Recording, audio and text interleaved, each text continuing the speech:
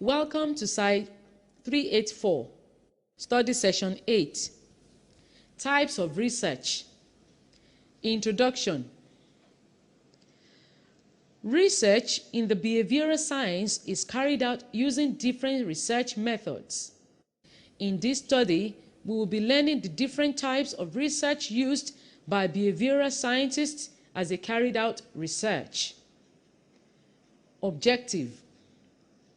At the end of this lecture, you should be able to explain the various types of research used in the behavioral science. Pre-test. What are the two basic types of research? List the types of research known to you. Content.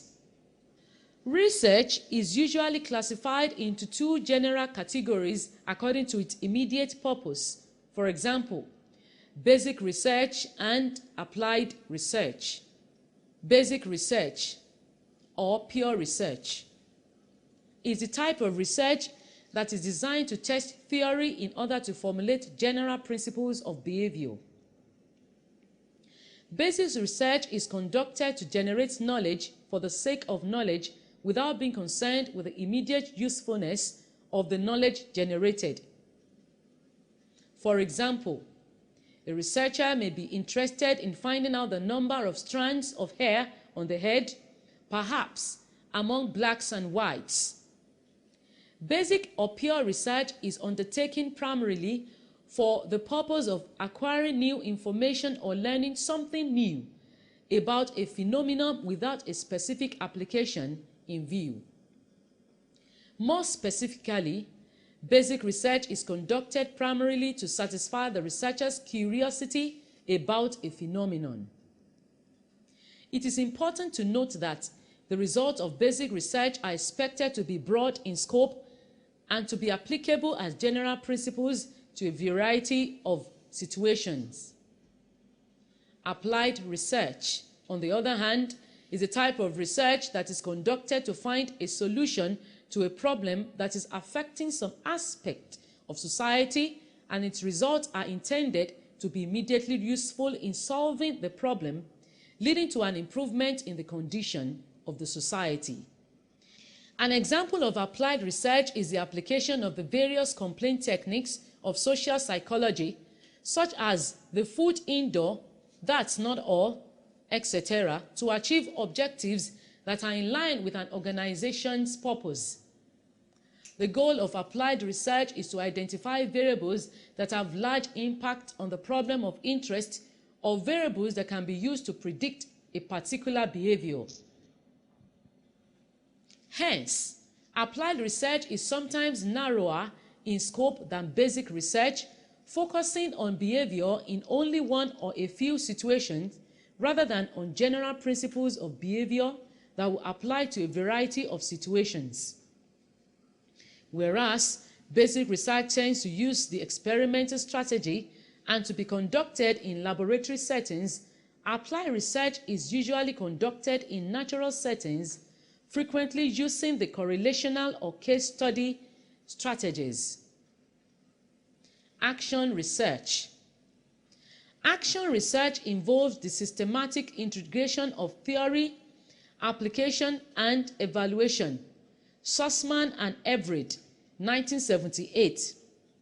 This type of research starts at the point when a person perceives that a problem exists in an applied setting. Take the example of a high rate of absenteeism in a biscuit factory. Using action research, managers of the organization will consult an industrial psychologist, which then comes up with a list of possible causes of absenteeism by consulting theories and models of absenteeism. The researcher will then use observation, surveys, and interviews to collect data from the employees concerned. The purpose of data collection by the researcher through these various means is aimed at helping the researcher determine which theories or models best explain the situation at hand. Suppose the researcher finds that the workers are dissatisfied with pay, so they take time off to engage themselves in other jobs. The researcher will then design an intervention or may increase in pay or giving of some other incentives based on theory and research, and implement the intervention in such a way that its effects could be scientifically evaluated. On the basis of the outcome of the evaluation, the management might continue the intervention, modify it, or discard it for a more effective intervention program. Steps in action research. 1. Someone notices a problem. 2. Defines problem. 3. Collects data on possible causes. 4. Formulates solution. 5. Implements solution. 6. Evaluates solution. 7. Interprets outcome. Survey method. Essentially, a survey is a study in which people are asked questions about some topic of interest to the researcher. The people selected as respondents may be any group the researcher chooses, but the characteristics of the sample and the way they are chosen are vital determinants of the adequacy of the survey. A survey is that type of social investigation that studies large and small populations by selecting and studying samples chosen from the populations to discover the relative incidence, distribution, and intercorrelation of social and psychological variables. Kellinger, 1964. Survey research are designed based on the assumptions that it is impossible to study the whole population, but researchers can know something about a population when a representative sample of the population is studied. The question in a survey may be asked orally, as in an interview, or in writing in a questionnaire. The subject matter of the questions may vary widely, covering knowledge, attitudes, behaviors, personal characteristics, or environmental situations. The format of the questions may also vary from open-ended questions, that is, questions that allow free response, to closed-ended questions, that is, questions that have a limited set of answers to choose from. Evaluation research. Evaluation research is a research that is directed at collecting, analyzing, and interpreting information on the need for implementation of and effectiveness and efficiency of intervention efforts to better the lot of humankind. Rossi and Freeman, 1993. Evaluation research is not a particular type of research methodology or design, but may use any or different types of designs, including survey, correlational design, experimental design, etc.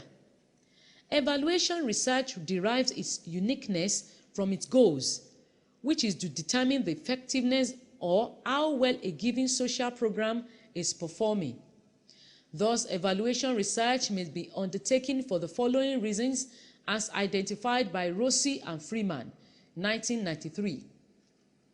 To judge the worth of an ongoing program, to estimate the usefulness of attempts to improve them, to assess the utility of new programs and initiatives, to increase the effectiveness of program management and administrations, and to satisfy the accountability requirements of program sponsors. The following are 5 models of evaluation research or program evaluation. 1. Decision-oriented evaluation. This model sees evaluation as the same thing as making choices between alternatives. 2. Goal-oriented evaluation. The key idea here is that evaluation should assess the progress of program participants toward a predetermined goal stated. This perspective is, however, incomplete because evaluation research should consider not only a program's stated goals, but also its unstated goals and unintended consequences.